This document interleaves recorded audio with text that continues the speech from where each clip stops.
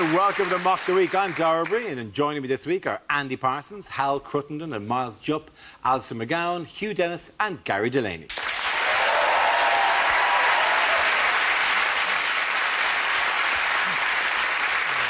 We start tonight with a round called Picture of the Week. I show the panel a topical image and ask them to tell me what's happening. So, what's going on here?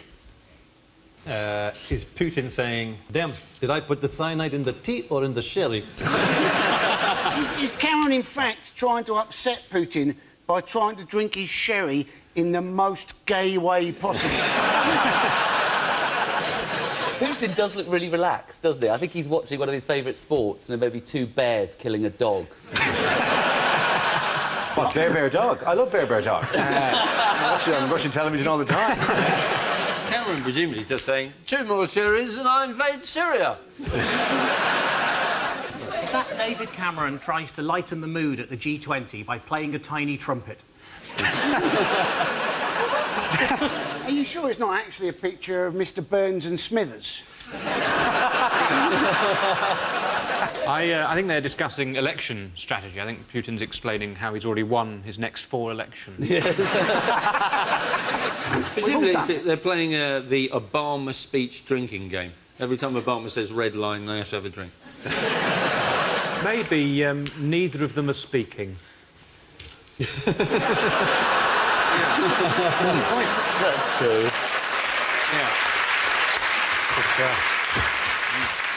Just Taking apart the entire conceit of Andy's bill.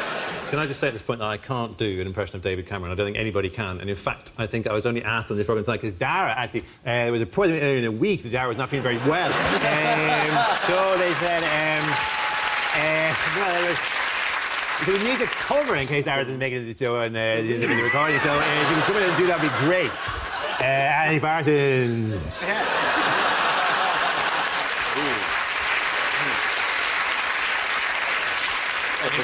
What a particularly savage Ed Byrne impersonation you're doing there. I never knew he had a love child with Louis Walsh, but they seem to be living in one giant house together, raised by Terry Wogan. Anyway, so... Don't worry, we won't let him insult you like that again. Do they have the correct answer, please? They're at the G20. They are, right? of course, at the G20. Thank you very much, Andy Parsons. Yes, Very good. very good. This is a picture of Vladimir Putin and David Cameron at the recent G20 summit when Russia played host to world leaders in St. Petersburg. The gathering was at times deemed to be frosty, with leaders clashing over Syria. Do we think Russia were good hosts? No, I don't. I think they're great, were they? They slagged us off for being a small island. They did. And then David Cameron had to come forward and say, look, we've lots of achievements, including Shakespeare, the Beatles and One Direction. And, of course, One Direction making it big in America at the moment. And we've got to thank the Americans, because obviously the more time they spend in America, the less time they will be in the UK. I think the insult was in translation anyway, wasn't it? Because Putin actually said little country, and it wasn't about Britain, it was about Cameron, and he didn't add tree at the end. It was... He was very... They didn't feel that the G20 normally had a rap slam down session where countries would bang the others. Oh, Britain, you so small, you only got one time zone. Oh! Can you hear me, Indonesia? I think you can. Oh, I'm sorry, Britain, you don't have a tundra region. Canada knows what I'm talking about. Yeah. Also, I don't think that Britain does only have one time zone. I know Lowestoft is years behind us. If it was bad for Britain being insulted, there were countries who came out of it worse. Spain have dropped out of the G20. And they just got an observer's seat, which is like inviting them to your dinner party and going, well, I've got an old deck chair. You can sit over here and you can watch the chat going on. There's some mismatched cutlery we can give you. We'll chuck you a drumstick every now and Every so again. often, you know. You're right there, Spain. See, well up there. And the seating plan, do you see all the hassle about the seating plan? Well, it's a great shot, isn't it? It's a fabulous shot, isn't it? When do they put in the massive roulette ball? Yeah. That'd be great. Who's going to speak next? We'll find out with this. Catering Spain has to run around the outside. And when... Being chased by a bull. No. Spain has to run around there, so they have to tap somebody in the shoulder. The person has to get up and run after Spain. And if they catch Spain before Spain get into their chair, then they get to keep their place in the G20. To me, that looks like a meeting of the BBC bosses to discuss the overspending problem. Why don't we just throw a load of money into the middle and we'll wrestle for it? But there's no way into the middle that there would have been some point where somebody would have called for an aid and gone, I've dropped my pen. Get my pen. Discreetly lower themselves into the middle of the meringue. Slowly fish the pen back out again. Don't mind me. What gift, by the way? Do you know what gift Russia gave Cameron? Oh, yes, coasters. No, the ashes of Kim Philby. No. No, it might have been a tea towel. That would have been great in a tiny Ashes thing. Yeah. They could have played spying tournaments every 2 years for the Ashes of Kim Philby. Was it Bill Bryson's book, Notes from a Small Island? Oh, that would have been a zinger. Maybe you've read it. It covers your entire country in 200 pages. I think Canada knows what I'm talking about.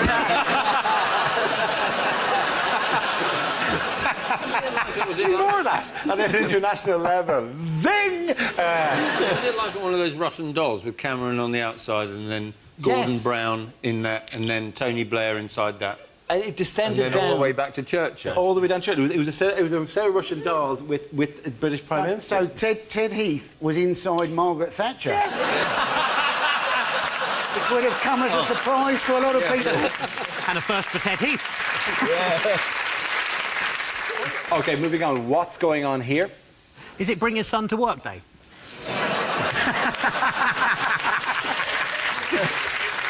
If that is a corgi by the Queen's blanket, that needs a bit of grooming, doesn't it?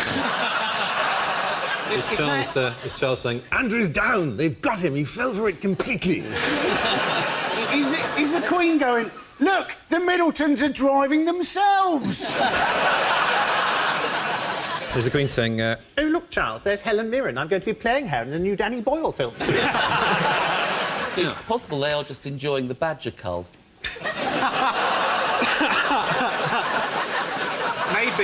Maybe they're not speaking.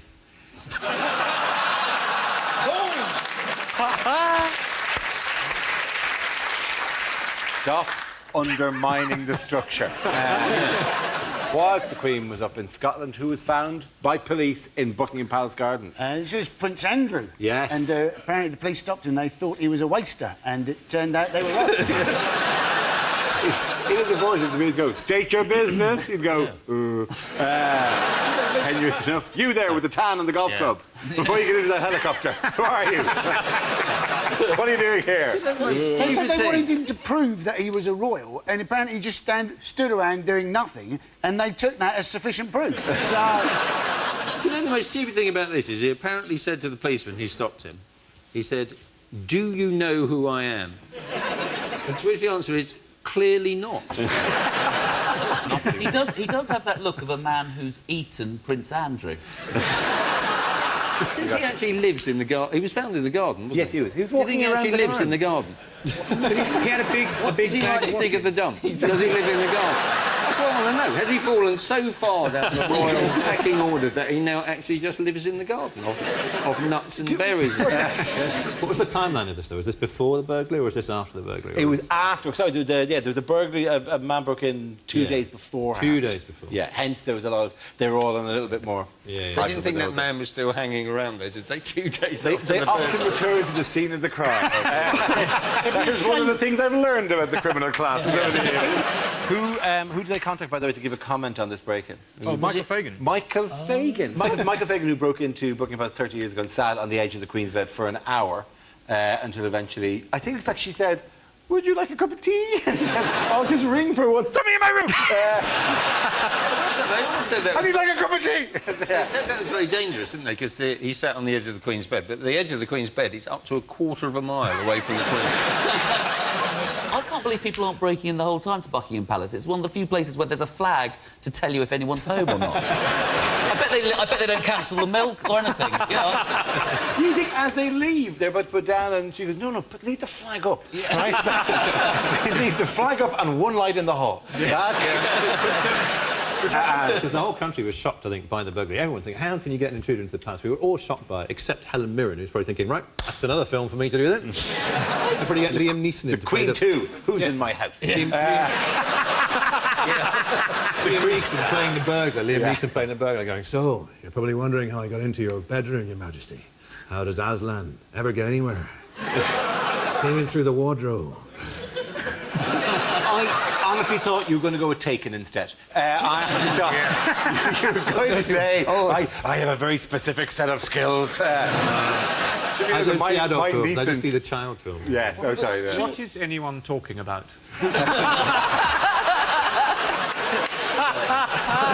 Perhaps, Miles, we weren't talking.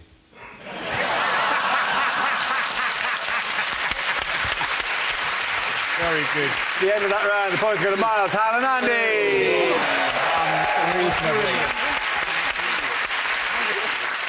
Now we play a round called Set Your Phasers to Fun. This game involves Hal and Gary, so if you could make your way to the performance area, please. This round is a stand-up challenge. I launched a wheel of news, and wherever it chooses to stop, one of our performers must step forward and talk about that subject. The winner is whoever I think is the funniest. OK, here we go. Let's spin the wheel. First subject is building. Who wants to come in on that? Hal Cruttenden. Building freaks me out a bit. Well, builders intimidate me, because I've had builders come to work at my house, and they work for like 2 days, then go away for a week. And you end up making that phone call to them, and it makes me feel like a little kid whose parents have split up and the dad's being really crap. It's the same conversation. You just go, you said you'd come on Saturday. You said you'd be here on Saturday. I'm really sorry, mate. I've been really busy. I can make it Tuesday. Do you promise you'll come on Tuesday? Can we go to the park? I love you. They intimidate me. I've had a builder come and give me a quote on a problem in my house and make it worse right in front of my face. Literally, feeling my wall, go, yeah, feel that damp, mate, that's chronic, that's soaking wet, yeah? All round there, that's soaking wet, yeah? I put a little knife in, yeah? Watch it crumble. Look at the plaster fall away from your wall. Look at the size of that hole in your wall. That hole wasn't there when you arrived. It's massive, isn't it, mate? It's massive. No other job does that. No other job diagnoses a problem by making it worse, do they? Nobody. You know, doctors don't go, I think you've got brittle bones, mate, I do, and then stamp on your leg, do they? See that, mate? Your leg was like a twig, yeah? I think you got a dodgy heart as well. Boom! See, you're having a heart attack, you see? I actually tried to help this builder finish our kitchen, and he just stopped and went, mate, and I kind of jumped because I'd been momentarily transfixed by the beauty of the bubble and the spirit level. He just stopped. He said, seriously, mate, leave it. You don't know what you're doing. I'll finish it off. And that night I had a dream that I was making love to my wife. And he walked in and said, seriously, mate, leave it. You don't know what you're doing. I'll finish it off. Thank you very much, Hal Cruttenden. OK, it's Gary now, so let's see what topic you've got, Gary. Let's spin the wheel. Topic is childhood. As a child, I was made to walk the plank. We couldn't afford a dog. My 6-year-old refuses to eat anything other than alphabeti spaghetti. Luckily, he's dyslexic, so I just buy him normal spaghetti. Seems to work. Dad, these are all L's. Yeah, it's Welsh. I bought him some medicine for his ADHD. On the side of the bottle, it said concentrate. I thought if he could do that... I bought a really nice 12-year-old Scotch. Obviously, his parents weren't pleased. I hate people who complain about breastfeeding in public. I don't want to see it, or that's disgusting, or you can't do that, you're not a woman.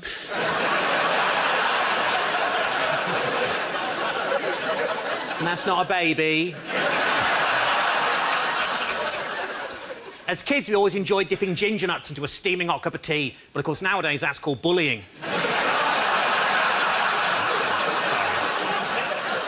I shouldn't do that, by the way. Ginger jokes are the last vestiges of racism in comedy, and they started a ginger pride movement to stamp that shit out. They had a march in Hyde Park. Well, they were going to when the sun came out.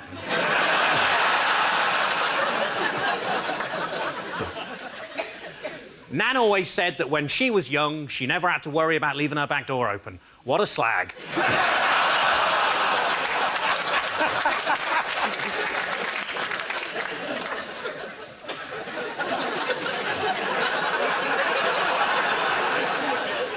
I'm totally going to get in trouble with the family again. This is really not worth it.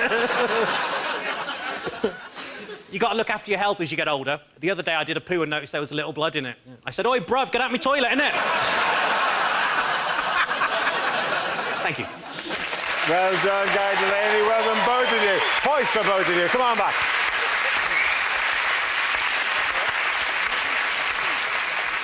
Our next round is called If This Is the Answer, What is the Question? On the board are 6 categories. Alistair, what category would you like? I'll go for sport, please. OK, Grant, your category is sport. The answer is 56 years. What is the question? Well, is it Eddie Izzard's next challenge for Sport Relief? I'm going to run for 56 years without stopping. In 3 languages, we're the family of chinchillas. Is it when somebody says they're 13 online, how old are they actually? Is it when is the next train to Morden via Bank? Is this how old Dara will look when he's 45? Oh. It's just in jest. She was 45 12 years ago. Is it how long have BT been telling me my call is important to them? Is it what is the age difference between the male and female presenters on Sky Sports News? Is it how long is part 2 of The Hobbit? How long does 56-year Ron Sale-Woodstein last for? I don't know about you guys, but this is the age of consent for my daughters. Is it at the time of the Big Bang? How long had Bruce Forsyth already been alive? Is it how long you could travel in space with the right oxygen supply and just Dara O'Brien for company?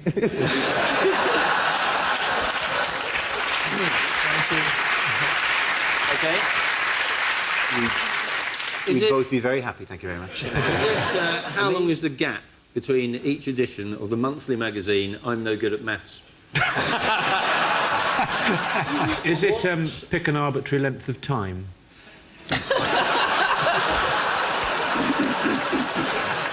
Is it how much bad luck if you break a glitter ball?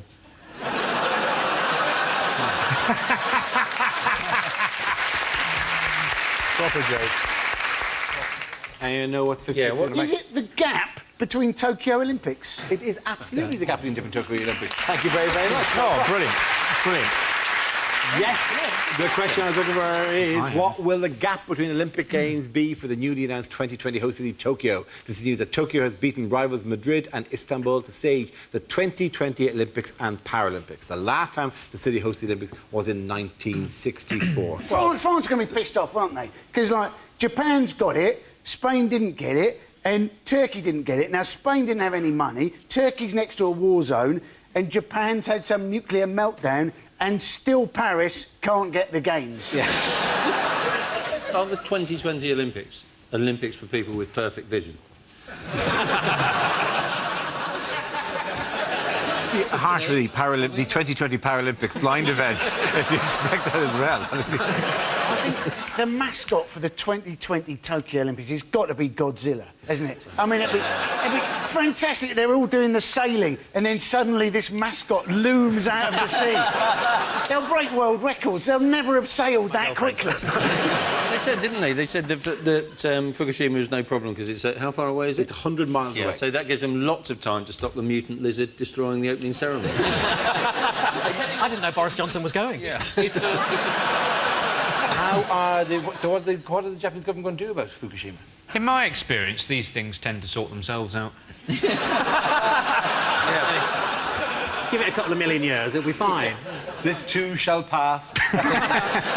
Just about 10 million years. Yeah. Just hope during the Olympics the rowers don't fall out of their boats, you know, into the radioactive water. Double skulls? Yes, actually. Copters fours. I'm with you.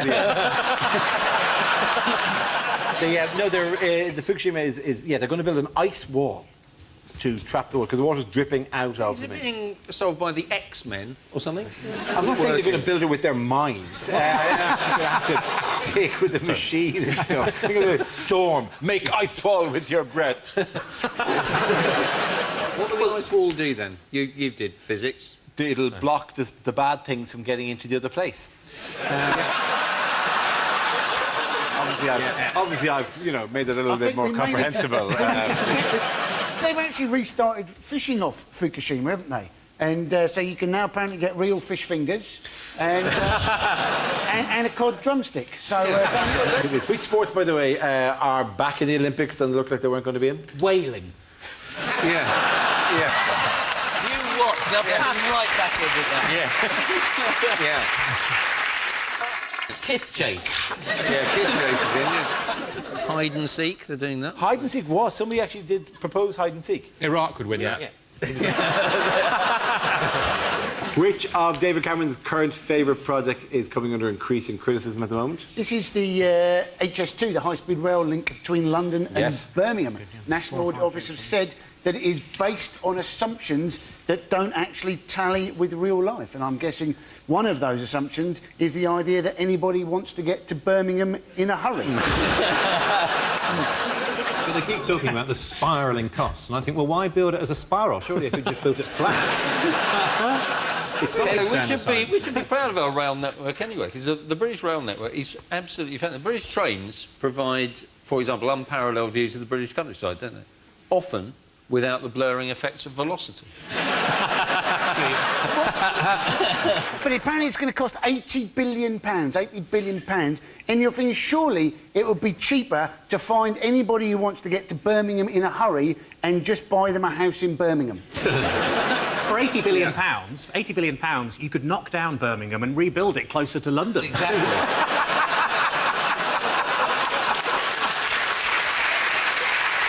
At the end of that round, the points go to Alistair, Hugh and Gary. Now we come to scenes we'd like to see. So if everyone can make their way over to the performance area, please. I'll read out this week's topics and then we'll see what our panellists can come up with. OK, here we go. The first subject is unlikely things for a sports commentator to say. And the starting pistol's gone off, and Oscar Pistorius has got his arms in the air, claiming his innocence already. Well, good news here in Flushing Meadow. Murray has broken Djokovic. Both legs, one arm. He won't recover from that. Oh, clearly that's a dive by Tom Daley. So it's 1-1 at half-time, and... sorry, I'm finding it hard to concentrate here. Gareth Southgate has just had me in absolute stitches.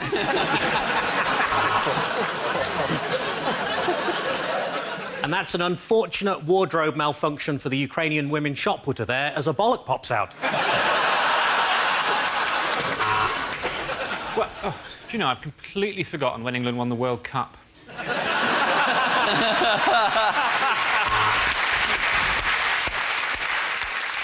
130 kilograms. This would be a world record, but this small Peruvian is determined to swallow it and get it through customs.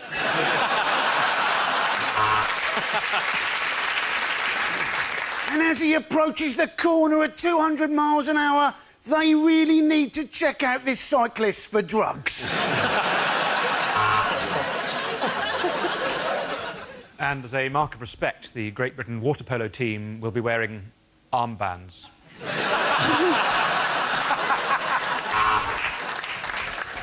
Croquet does not get better than this.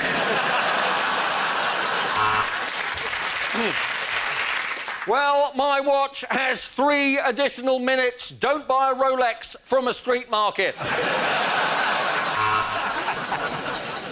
Hello, I'm Michael Owen. Welcome to the millions of you watching on BT Sport.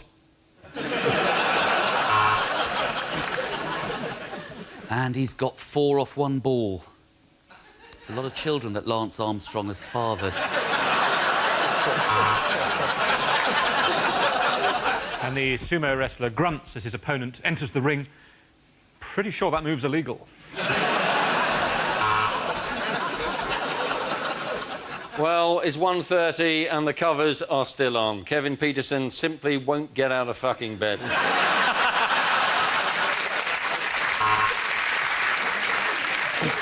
And Tiger Woods is going for his 3rd hole of the afternoon.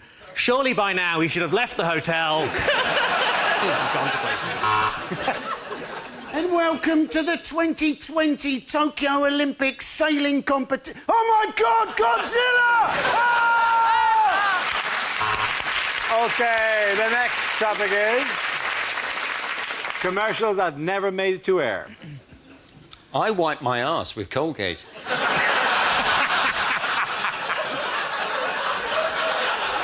And now, I've got a ring of confidence.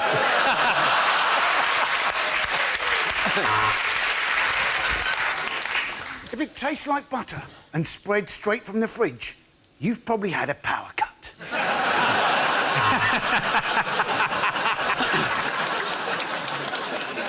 Condoms, because if she'd sleep with you, she'd sleep with anyone.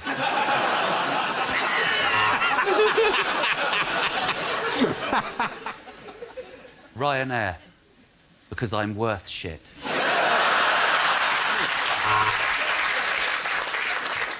As leader of the Labour Party, I always like to look my best. And it's very important to me to have a smooth finish, which is why I use the Mach 4. As I often say, That was a close shave, wasn't it, Gromit? Frosties, they're all right. New BG from Garnier. Exfoliates, hydrates, epilates, urinates. Probably not that last one. Unlimited minutes, unlimited text, unlimited music downloads. Yes, it's our new twat on a train tariff.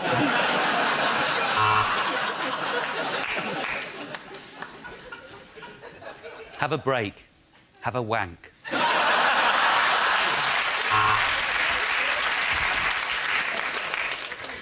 Maybe she's born with it. In which case, I probably shouldn't take the piss.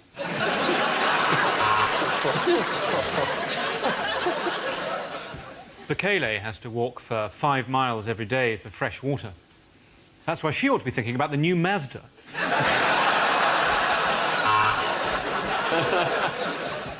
Coco Chanel. So it's bloody horrible. I'm sticking to Horlicks.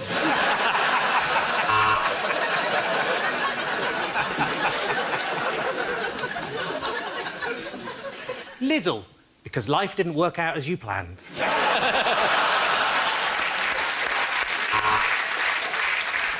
Hi, I'm Kevin Bacon, doing an ad on British TV. What happened? Have you got that bloated, uncomfortable feeling in your stomach? Then try going for a shit.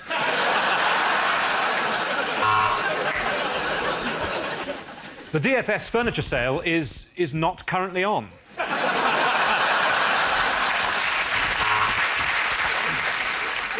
This Christmas, get Mocked a Week on DVD, featuring all the regulars, Dara O'Brien, and through this week, Andy Parsons, Will, Milton Jones, and of course, don't forget Mickey Flanagan, East End of London, and of course, everybody, very good, Chris Allison.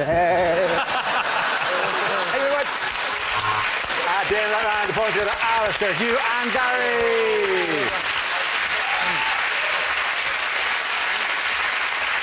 And that's the end of the show. This week's winners are Andy Parsons, Hal Cudlip and Miles Jupp. Commiserations to Alistair McGowan, Hugh Dennis and Gary Delaney. Thank you for watching. I'm Dara Breen. Good night.